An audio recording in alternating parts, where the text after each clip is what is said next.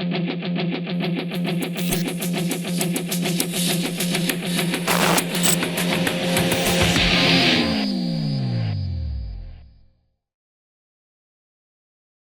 have a 17-year-old Morgan mare. She is absolutely amazing, 99.8% of the time. I used your training method to train her 6 years ago. The 0.2% of the time she's not amazing is when she's lazy. She knows that I'll make her move her feet, but she acts like I'm going to beat her. I've never had to smack her. The most pressure I've ever applied is swinging the rope, and even that is usually unnecessary.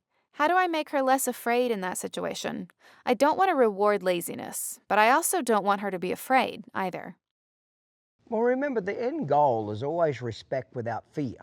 So you don't want the horse to be frightened of you or your tools. So if she's frightened of you and your tools, like the halter and lead rope, stick and string, etc., she's clearly telling you you need to go back and do more desensitizing. Remember, the method is about sensitizing, moving the horse's feet, and after you get done moving their feet, you put them back to sleep and you desensitize them to the rope, the stick, string, you. Move their feet, put them to sleep. Move their feet, put them to sleep. If you only move their feet, they get jumpy, spooky, and reactive over time. If you only desensitize the horse, they get fat, lazy, pushy, and disrespectful. You must balance the two. Add a little bit of hot water, add a little bit of cold water. Add a little bit of hot water, add a little bit of cold water. Okay? So as far as the laziness goes, do whatever you have to do to get the job done. Do it as easy as possible, but as firm as necessary. You don't necessarily need to go from 0 amount of pressure to 100. Go 0, 1, 2, like this. Listen to my voice, okay? This is how you add pressure. 1, 2, 3, 4. 1, 2, 3, 4. 1, 2, 3, 4. 1, 2, 3, 4. You build. You don't have to necessarily go from 0 to 100 instantly. Now, I'll do a little bit of that type of stuff when a horse knows what to do, he's confident what to do, he knows right from wrong, and then he's just kind of chumping me. Yes, I won't build the pressure at that point. That's what we call the do it now stage. But when you're teaching a horse something, it's never that aggressive. It's always build, 1, 2, 3, 4, 1, 2, 3, 4, 1, 2, 3, 4, 1. You build that energy until you get the response you want, and then you release that pressure. Remember, horses do not learn from pressure, they learn from the release of pressure. So horses that are more lazy, you're always going to probably have to put a little more pressure on them to encourage them to try harder. Remember, lazy horses are basically C students. Hot, nervous, reactive horses, thoroughbreds, Arabs, some bloodlines of quarter horses, very little pressure is all that's necessary to make them go, wow, like, what do you want? What do you want? I don't want to get in trouble. I don't want to get in trouble. Okay? My dad could look at my sister, just give her a dirty look, and she'd burst into tears and say sorry. My dad would have to literally pick up a stick and half beat me to fucking death before I'd even remotely act like I gave a shit. You get what I'm saying? My sister was sensitive. Just a look made her fall apart. Me, I needed a lot of action to back it up to make me say sorry. Horses are kind of the same way. They've got various personalities. Some horses don't like to be in trouble at all. Other horses couldn't give a rat's ass if you get after them. So again, it all comes down to the rule. Do what you have to do to get the job done. Do it as easy as possible, but as firm as necessary. Okay? Firm as necessary really means firm as necessary. I'll do whatever it takes to get the response I need, but I will always guarantee two things. I always start very gently with low energy, and when the horse does what I want, or at least tries to do what I want, or makes an effort to do what I want, I back that pressure off immediately to reward him.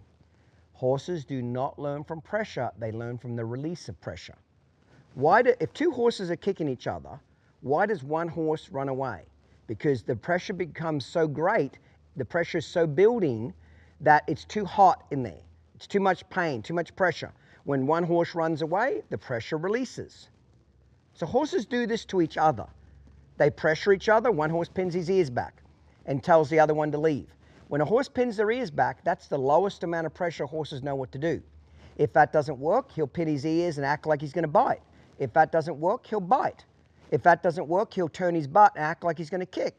If that doesn't work, he'll kick. If that doesn't work, he'll keep kicking until the other horse moves away. So horses will escalate the pressure as well, naturally in their herd dynamics. So we're not doing anything to them that they don't naturally do to each other. I think there's these fucking tree-hugging idiots on the internet that think that horses have this democracy in the pasture where they decide what their pecking order is going to be by all sitting around having a conversation about it. There's no conversation, there's body language. There's a dominant alpha horse, and then it goes all the way down to the bottom of the pecking order to the least dominant horse. And how they affect that pecking order is through moving each other's feet, forwards, backwards, left, and right. The dominant horse can control all the other horses' feet, which means there's three ways you can control a horse's mind. Create movement, inhibit movement, and redirect movement. So creating movement, getting the horse to move. Redirecting the movement, which is the forwards, backwards, left, and right. And the inhibit movement, which would be tying the horse up, teaching the horse to lay down, teaching him to accept hobbles on his feet without panicking or getting upset about it, teaching him to stand tied respectfully. That's inhibiting a horse's ability to move. So create movement, redirect movement, inhibit movement.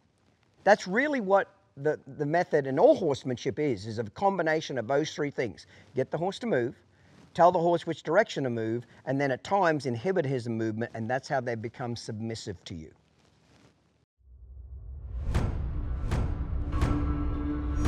Want more? Get more. The No Worries Club is the best way to get the most out of your training experience. Stick around to find out more.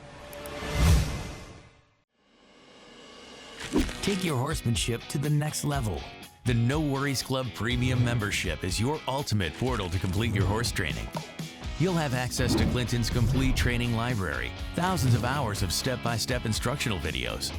You'll master all aspects of horsemanship, from fundamentals to trick training. You'll have access to our exclusive social network that connects you with thousands of dedicated horsemen from around the world. You'll have the method available wherever you are and accessible through the web, your phone and tablets, or your favorite streaming devices. You'll receive 8 all-new training videos per year and the quarterly No Worries Journal, as well as access to the ever-growing video library, Q&As, performance horse series, blogs, and more. But that's not all. You also get free tickets to walkabout tours and priority access to the latest news coming from Down Under horsemanship. Not to mention VIP pricing on all of Clinton's must-have training tools. So what are you waiting for? Unlock the ultimate access and jumpstart your training program today.